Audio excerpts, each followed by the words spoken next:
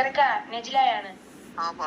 എന്താണ് സനോഫർ ഇന്നിപ്പോ ബീൻ ഫാമിലിന്റെ ലൈവിൽ നിന്ന് ഇപ്പൊ 2-3 നേരം വിളിച്ചു, ഞാൻ കണ്ടില്ലായിരുന്നു.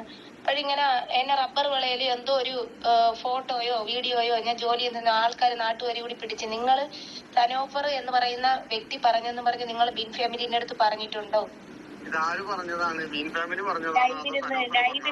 ലൈവിൽ ഇന്ന് പറഞ്ഞതാണ്. കാരണം മരിച്ച ഞാൻ കണ്ടിട്ടില്ല, ഞാൻ ബാങ്കിൽ തിരക്കിലാണ്. ആര് പറഞ്ഞതാണ്? നിങ്ങള് പറഞ്ഞായിട്ടതാണ് ബീൻ ഫാമിലി പറഞ്ഞത്. സനോഫർ നിങ്ങളടുത്ത്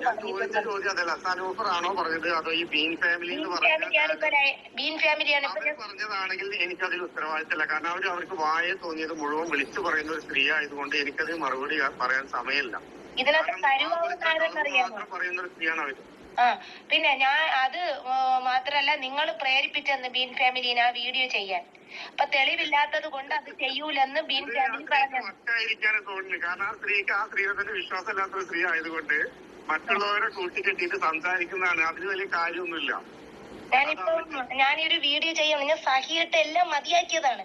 കാരണം ഞാനങ്ങ് മരിച്ചു പോയാലും എന്റെ വീഡിയോസ് കാണാതിരുന്നാ മതി. അല്ലല്ല, ഇത് എന്റെ മാനത്തിന് കണക്ക് പറയുന്ന വീഡിയോ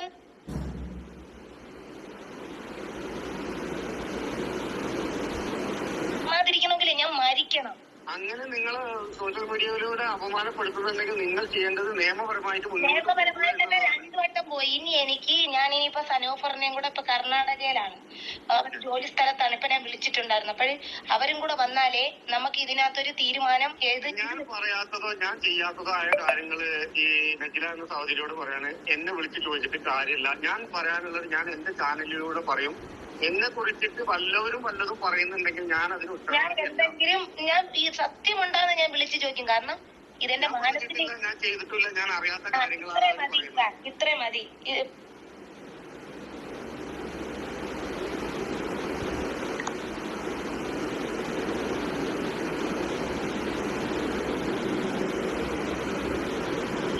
ഹലോ, നിങ്ങൾ ബീൻ ഫാമിലി ആയിട്ട് സംസാരിച്ചിട്ടുണ്ടോ?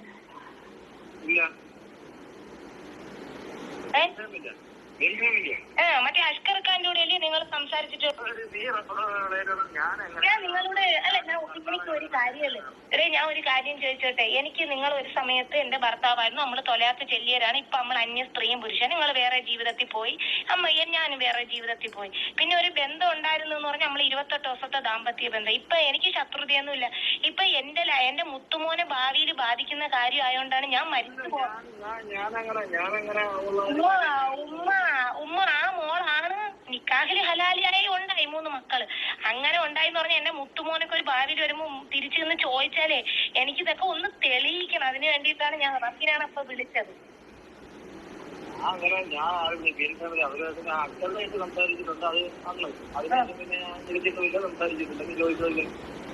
പിന്നെ അതിന്റെ ഇടയ്ക്ക് വെച്ച് എന്റെ വേറെ ഒരാള് വിളിച്ച് തൂക്കിയാണ് വിളിച്ച്.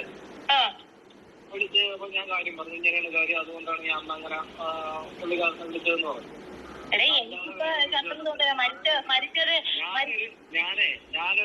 ഞാൻ അവരെ ചാനലിലൂടെ കണ്ടു. മുമ്പൊക്കെ ആണെങ്കിൽ കാരണം കാണുമായിരുന്നു, ലൈക്ക് അടിക്കുന്നത്. ഇപ്പൊ ഞാൻ അവരെ ഇതിൽ കാണുന്നില്ല, ആരും ഇതും കാണുന്നില്ല. അപ്പൊ ഞാൻ എല്ലാ കാര്യങ്ങളും ഞാൻ അവിടെ കണ്ടാണ് ജോലി. എനിക്കിവിടെ വീട്ടിൽ വിളിക്കാത്ത സമയം പോയില്ല, വീട്ടിൽ തന്നെ വിളിച്ചിട്ട് 3 ദിവസമായി.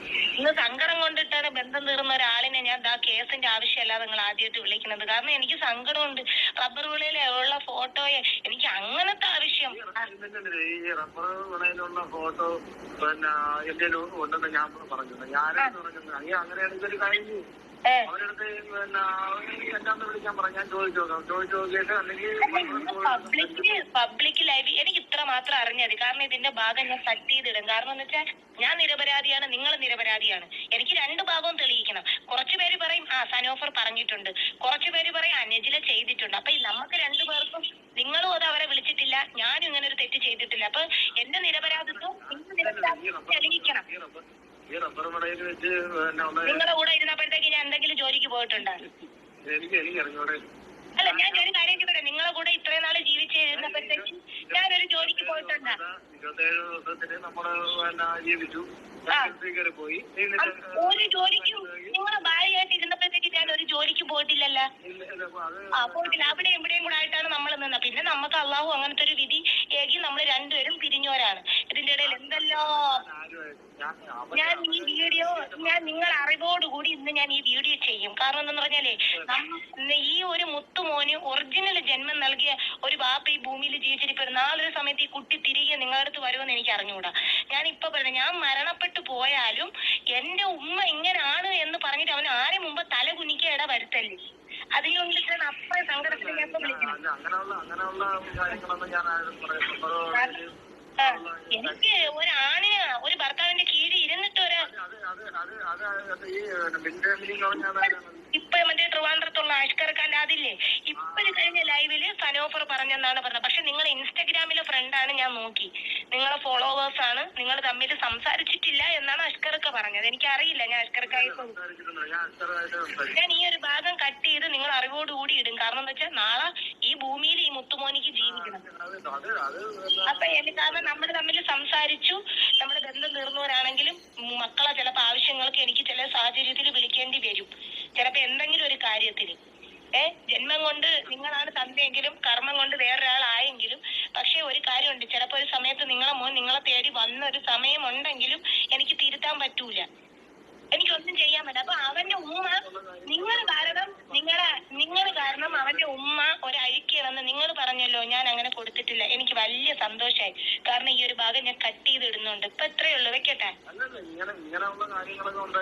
കാരണം മക്കളെ ഭാവി തെളിക്കാൻ ഞാൻ സമ്മതിക്കൂല. അപ്പൊ 7 വയസ്സായ മോനാണ്, ഞാൻ സമ്മതിക്കൂല എന്റെ മോന്റെ ഭാവി തെളിക്കാൻ.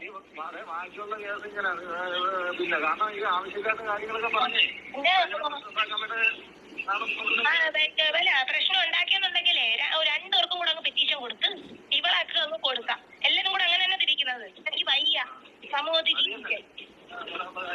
എന്തെങ്കിലും ഉണ്ടെങ്കിൽ ഞാൻ വിളിക്കും. ഒന്ന് ഫോൺ എടുക്കണേ. ശരി.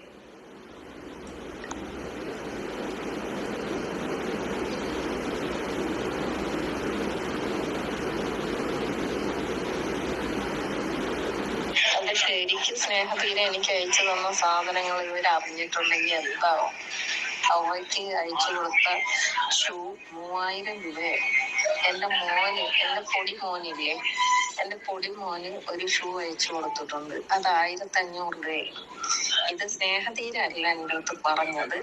ഞാൻ മോളെ വിളിച്ചിട്ടുണ്ടായിരുന്നു. മോളാണ് ഇതിന്റെ രണ്ടിന്റെയും റേറ്റ് എനിക്ക് പറഞ്ഞു തന്നത്.